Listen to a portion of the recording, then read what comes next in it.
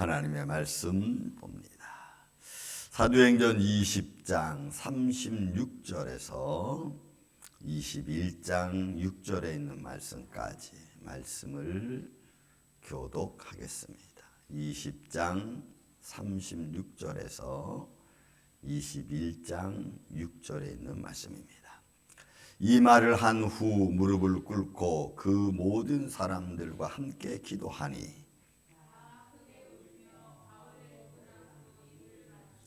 다시 그 얼굴을 보지 못하리라 한 말로 말미암아 더욱 근심하고 배까지 그를 전송하니라.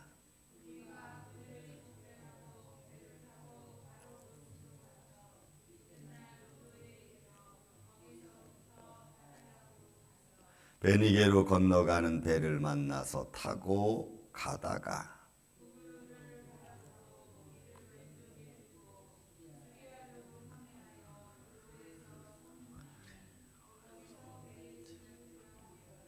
제자들을 찾아 거기서 이래를 머물더니 그 제자들이 성령의 감동으로 바울더러 예루살렘에 들어가지 말라 하더라.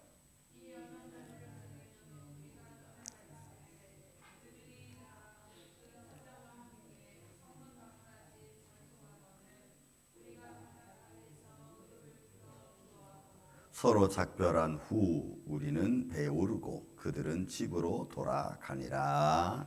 아멘.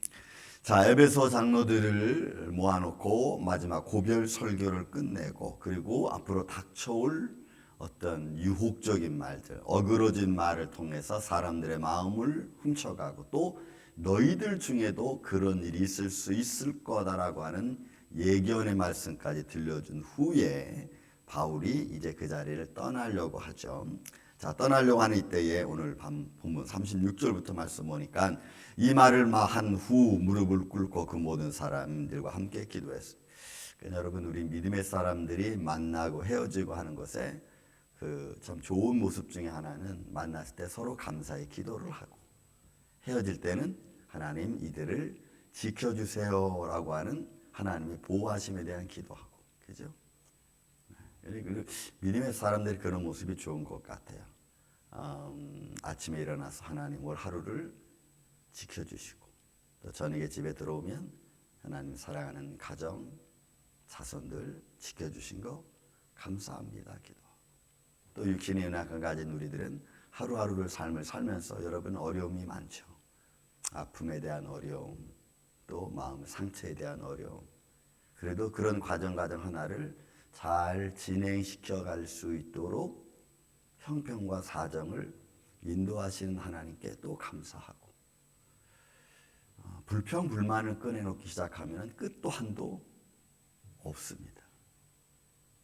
그래서 가능하면 부정적이고 불평적인 것보다는 우리의 연약함을 어차피 우리는 가지고 있으니까 그런 가운데 하나님이 어떻게 형통한 길로 인도해 주시고 또 지켜주시는가에 대한 감사의 모습이 훨씬 마음의 위로가 되죠. 바울도 믿음의 사람들, 때로는 제자들을 만나서 이런저런 이야기를 나누고, 여러분 믿음의 사람이었던 바울이 사실 예견적인 거죠. 세상에 대한 그 당시 시대적인 배경으로 봐서 아직도 복음이 완벽하게 다 세상에 전파되지도 않았고 또 하나님 말씀인 복음서, 그죠? 신약성경에 아직 기록되지 않은 이런 과정 속에서 하나님의 나라를 선포하고 예수는 그리스도라고 말하는 것이 쉽지는 않을 겁니다. 세상 철학이 물들여져 있고, 그죠? 그런 사람들의 어떤 사사로운 생각 가운데서 죽은 자의 부활을 얘기하고 그리고 하나님의 나라가 있으면 이 땅이 끝이 아니고 하나님 나라가 있음을 선포하는 것들은 보이지 않는 것들을 보이는 것처럼 얘기하는 것이 여러분 참 어려운 겁니다. 힘든 거죠. 그래서 저와 여러분도 보이지 않는 하나님의 나라, 보이지 않는 하나님의 영광을 믿고 나아가는 것이 여러분 쉽지만은 절대로 않습니다. 왜? 우리 눈에 보여지는 현실이 그런 것들을 자꾸 좌절하게 만들기 때문에 그렇죠. 바울은 이런 믿음의 사람들과 말씀을 나누고 모여서 기도하고, 그죠? 무릎을 꿇고 그 모든 사람들과 함께 기도하고, 그리고는 다 함께 웁니다. 우는 이유는 38절에 보니까 다시 그 얼굴을 보지 못하리라 한 말로 말미암아. 이런 이 말씀은 앞에 있는 말씀 24절에 있는 말씀과 연결되어 있죠. 내가 달려갈 길을 다 가고 주의 맡은 바 사명 이제는 마치려 하는 이곳에는 내가 내 생명도 하나 아끼지 않는다. 복음의 마지막 항로를 향하여 나아가는 그런 바울의 모습을 본 제자들의 아픈 모습이기도 합니다. 저나 여러분이나 사실 우리는 언제 죽을지 알지는 못하지만 어쨌든 우리는 다 한 길로 한 방향으로 갈 것입니다. 그것이 조금 늦고 조금 빠르고 뭐 이런 것일 뿐이지. 그러나 우리에게는 여러분 그것이 끝이 아니라는 것이 우리 마음속에 있죠. 그리고 담대함으로 그게 자리 잡고 있죠. 그래서 하나의 과정으로 우리는 보는 거죠. 주님은 항상 죽은 자에 관하여 잠을 잔다. 그래서 나사로를 향해서도 우리가 깨우러 가자라고 표현해요.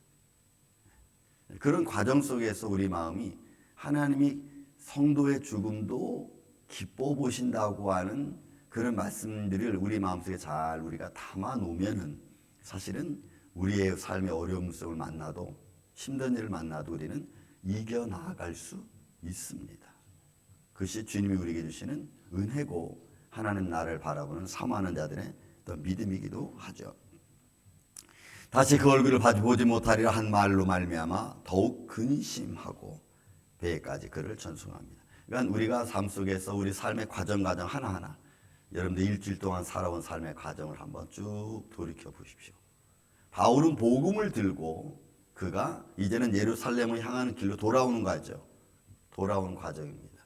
그러나 그 돌아오는 과정 그 발걸음걸음이 다 성도들을 굳건하게 해주고 또 그들로 하여금 말씀 안에 살게 해주시고 또 그들로 하여금 아픈 상처받을 위로해주는 그런 과정 하나하나를 통해서 이제 복음의 길을 가는 거 아니겠어요? 그러니까 바울이 가는 모든 삶의 과정은 하나님의 손길과 복음이 역사하는 현장으로 나타나죠.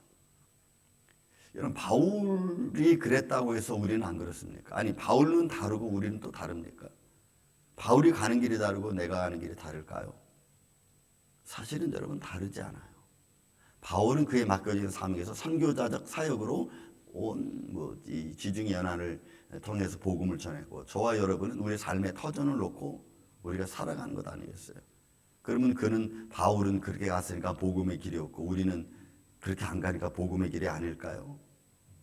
여러분 아닙니다.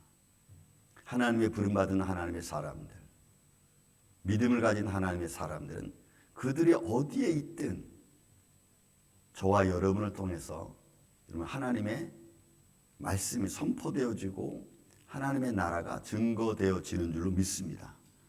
그래서 여러분 어쨌든 저나 여러분이나 삶의 현장이 좁든 넓든 우리는 선교자적 사명을 가지고 있죠. 증인의 사명을 우리는 갖고 있는 겁니다. 절대로 여러분 잊지 마십시오. 꼭 내가 외부로 나가야만 선교사라는 말을 갖고 그렇지 않고 집에 있을 때는 선교사적 어떤 사명이 없는 것 이런 생각을 하면 안 됩니다. 여러분 가정에서도 선교자적 사명이 갖고 있는 줄로 믿습니다. 그래서 그런 향기를 그리스도의 향기를 드러내죠. 그래서 가정으로 하여금 평화를 이루고 화평을 이루어갈 수 있도록 우리가 노력하는 것 아니겠습니까?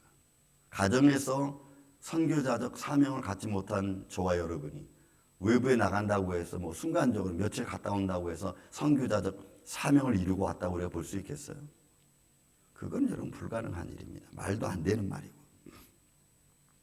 그러니까 바울은 어디를 가든 그 길 자체가 복음을 선포하는 길이고 또 하나님이 그 길을 인도한다고 믿었습니다. 21절부터 시작해서 여러분 쭉 내려다 보면 그가 그들을 작별하고 배 타고 고스로 가서 로도로 이르고 또 바다라라고 하는 곳으로 가고 베니게를 통해서 배를 타고 또 가다가 여러분 이런 사실 말씀들은 우리하고 별 상관없는 말씀입니다.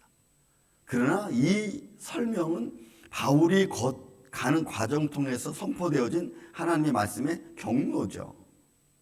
저도 여러분 한국 충청북도 중원군 서태면 야전 587번지에 태어나서 여기까지 왔어요. 그 산골짜기에서 등잔불부터 시작하는 내 인생이 여러분 지금 LED TV 있잖아요. 저는 지금도 이렇게 봅니다. 과거에 내가 살아왔던 그 산골짜기 때 삶에서 나는 무슨 생각을 했지? 그리고 어렸을 때부터 교회 다니고 또 여름 성약에서 새벽에 나가서 막 찬양하고 그때는 뭐가 믿음인지 잘 몰랐어. 그렇지만 그런 삶의 과정을 통해서 조금씩 자라오고 여러분 제가 말씀드렸잖아요. 29번 내 인생 29번 이사를 다니면서 그 걸어왔던 과정, 교회를 하면서 왔던 과정들, 그 과정들을 쭉 훑어보면 그렇게 막 나쁜 일을 하려고 다니는 건 아닌 것 같아. 하나님이 나를 살려주시고 나를 통해서 무언가 복음을 그때그때마다 상황마다 증거하게 하시고 또 복음의 사람으로 살 수 있도록 나를 지켜주신 하나님의 손길을 느끼거든요. 그래서 때로는 우리 삶이 간증이 되잖아요. 내 인생에 내가 간증이 되는 겁니다. 내 인생을 지켜주신 나의 하나님, 그리고 지금도 역사하시는 하나님의 손길, 여러분 그렇잖아요. 그것이 언제 끝날지는 우리는 알 수 없지만 그냥 그 길을 하나님께 맡기고 여러분 가는 것 아니겠어요? 그리고 그 순간순간에 우리는 누굴 만나요? 믿음의 사람들을 만나잖아요. 오늘은 이제 저희는 우리 교회가 디몬트로 이사 왔으니까 여기서도 우리는 믿음의 사람들도 만나고 또 우리가 삶을 거쳐서 믿음의 사람들을 만나서 믿음의 이야기를 하고 또 믿음의 이야기를 하면서 또 감동을 받고 또 우리가 했던 믿음의 담대함을 얻고 때로는 선포하기도 하고 그게 여러분 우리의 사랑하는 신앙의 루트죠. 우리입니다. 바울도 여러분 그런 모습이에요. 다 금방 말씀대로 고세로 가서 로디에 이르고 바다라라는 한 곳에 가고 베니게로 가고 또 구브로로 가고 배 타고 왼편을 돌아 상해 두로로 가고 거기에 상륙하고 또 거기서 제자들을 만나고 또 이야기하고 또 제자들이 성령의 감동받은 것도 이야기하잖아요. 뭐라고 얘기해요? 제자를 자 거기서 이래를 머물더니 그 제자들이 성령의 감동으로 바울더러 예루살렘에 들어가지 말라. 여러분 이 말은 앞에는 내가 내 그 소명 마칠 바에는 내가 내 생명도 아끼지 않는다 해서 여러분 예루살렘을 가잖아요. 그러면 성령이 감동하심을 따라서 여러분 안 가면 베드로는 아니 그 바울은 사는 겁니까? 아마 이 의도는 제자들이 말하는 이 의도는 성령의 감동이 어떤 모습으로 나타납니까? 아 바울이 가면은 고난을 받는다라고 하는 것이 이미 바탕에 깔려 있는 거죠. 그러니까 그래 가면은 혹시 죽을지도 모르고 어려움 당할지 모르니까 가지 마라 이런 의도죠. 복음을 전하지 말라는 것도 아니고 그렇다고 성령의 감동이 다른 것도 아닙니다. 우리가 앞서 말씀드렸지만 성령이 매서 가는 그들에게는 어떻게 해요? 23절에 보면 성령이 각성해서 내게 증언하여 결박과 환난이 나를 기다린다. 그러니까 그 결박과 환난이 기다린다는 것을 제자들을 통해서 또 성령님이 감동하는 거죠. 바울의 입장에서는 그런 감동된 말씀을 들을 때 아 내가 이런 일을 당할 것 같구나. 당하겠지. 그러면은 믿음의 견고함을 딱 갖는 거죠. 당해도 지금까지 한 나를 인도하신 하나님의 손길이 나를 지켜주실 거야 라고 하는 그렇죠? 우리 그런 믿음으로 가는 거죠. 그런 믿음으로. 그리고 또 여러 날을 지내고 그러면 그 여러 날 지내는 과정 속에서 바울과 그의 제자들은 무슨 이야기를 나눴겠어요? 하나님의 나라 이야기 했을 거예요. 그럼 믿음에 관한 이야기 할 것이고 환난 당한 이야기를 또 지금까지 당했던 많은 일들을 지켜주신 하나님의 위로를 서로 나누었을 거예요. 여러분 그러지 않았겠어요? 바울이 뭐 환난을 한두 번 당한 것도 아니고 그래서 더 믿음을 견고하게 하는 겁니다. 하나님 말씀을 하나님 말씀되게 하는 겁니다. 하나님의 인도하심을 더 증거하는 겁니다. 여러분 저와 여러분도 우리의 인생을 살아가면서 누구를 만나든 하나님의 손길 안에서 내가 위로해야 될 상황이면 또 위로하고 또 내가 위로를 받아야 될 상황에서 때 위로를 받고 그러면서 결국은 우리가 견고해지는 거예요. 그런 삶을 통해서. 그리고 떠나갈 새 그들이 다 그 처자와 함께 성문 밖에서 전송하거늘 우리가 바닷가에서 무릎 꿇고 또 기도하고 그러니까 기도로 격려해주고 또 기도로 그들을 또 배송해주고 그래서 여러분 우리 믿음의 사람들은 하나님 나라를 사모하는 저와 여러분은 우리가 위로가 가장 큰 감동이고 위로가 가장 큰 능력이고 위로가 가장 큰 치유의 역사인 줄로 믿습니다. 여러분 위로해 줄 때에 내 상처가 여러분 치유되는 거예요. 계속해서 바늘로 찔리는 것처럼 아픈 말로 톡톡톡 쏘는 게 아니고 여러분 옛날에 그런 말 있죠. 당 모이 쫓든 막 이렇게 쪼는 게 아니고 그냥 위로해 주는 거예요. 그러면 그 위로가 언제인지 모르게 벌써 여러분 상처가 돼요. 여러분 제가 우리 사라 엄마한테 3불짜리 이렇게 손가락 이렇게 막 이렇게 문지르는 게 있어요. 그 전에 제가 손에 관절이 제가 좀 있고 그리고 많이 아팠어요. 여기도 아프고. 근데 그냥 말씀 보면서도 막 이렇게 그 마사지 하는 거예요. 막 이렇게 마사지 하고. 근데 어느샌가 모르게 이게 나았어. 어느샌가 모르게 내가 이거 아프지가 않네. 제가 그걸 보고 느낀 게 하나 있어요. 크다고 좋은 것 아니고, 그리고 또 우리한테 비싸다고 해서 뭐 유익되는 것보다는 정말 내 삶 속에 작은 것 하나, 그 하나를 내가 잘 사용하고 또 그런 것 하나 가지고 내가 잘 마음에 위로를, 그러니까 작다고 해서 안 되는 게 아니고 그 작은 것을 잘 사용해서 내가 위로를 받고 또 내가 그 안에서 평안을 얻으면 그보다 더 좋은 게 없죠. 그러니까 오고 가는 말 한마디 한마디 속에 우리가 서로 위로해 주는 것들은 나의 마음에 나의 삶의 깊은 상처들이 여러분 치유될 수 있어요. 그래서 모여서 기도하고 위로를 나누는 것은 정말 중요한 일입니다. 바울이 늘 어디를 가든 모이면 기도하고 그리고 위로해 주고 또 떠나는 것처럼 여러분 우리 임마누엘교회도 많은 상처받은 사람들을 만나서 한마디 기도해 주고 위로해 주고 사랑해 주는 그런 모습을 통해서 복음의 전도자적 사역을 우리의 삶의 현장에서 만들어가는, 이루어가는 이 아침에 저와 여러분 되시기를 예수님의 이름으로 축원을 드립니다. 사랑과 은혜가 많으신 아버지 하나님 감사합니다. 오늘도 우리는 또 어디로 우리 발걸음이 갈지 우리는 또 잘 모릅니다. 그리고 또 누구를 만날런지도 또 잘 모릅니다. 무슨 대화가 오고 갈지도 모릅니다. 그러나 분명한 것은 우리가 위로받을 수 있는 곳은 위로받게 하여 주시고 또 우리가 위로해야 될 곳은 가서 위로할 수 있는 상황들을 주님께서 우리를 지켜주시고 인도하여 주시옵소서. 우리의 입술에 항상 성령의 파수꾼을 세워주시고 또 우리 마음속에는 주님이 주신 평강으로 충만하게 하여 주셔서 많은 이들에게 하나님의 영광과 그리스도의 향기가 드러나는 복된 삶이 되게 하여 주옵소서. 주님 육신이 연약한 가진 성도들이 있습니다.